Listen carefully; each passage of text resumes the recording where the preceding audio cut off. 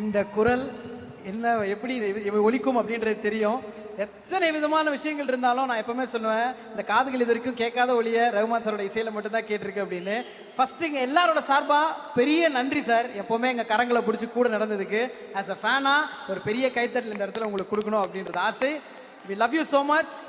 பல இடத்துகளில் வார்த்தைகள் பேசாம இருந்தப்போ உங்க இசை பேசியிருக்கு, உறுதுணையா இருந்திருக்கு.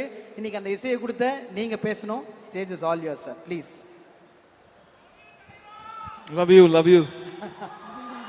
வணக்கம். ஐ திங்க் நான் பேசுறது கம்மி பண்ணிக்கிறேன், ஏன்னா நிறைய பேர் பேச போறாங்க. கமல் சார் பேச போறாரு. இந்த வாய்ப்பு எனக்கு கொடுத்ததுக்கு நன்றி Kamal sir, Mani sir and the whole team. Thank you so much. எல்லா ப்ரோக்ராம் சார் சார் என்ன சார் சார் இந்த காம்போலாம் கிடைக்குமா? Magical combo sir. நீங்கலாம் மேஜிக்கல் காம்போ. ஒரு ரெண்டு விஷயம் மட்டும் எங்களுக்கு சொல்லுங்க சார். எங்களுக்கு எல்லா பாட்டும் பிடிக்கும். உங்களுக்கு பிளேலிஸ்ட்ல ஃபர்ஸ்ட் பாட்டு இந்த படத்துல இருந்து பிடிச்ச பாட்டுனா எந்த பாட்டு சார் நீங்க சொல்லுவீங்க?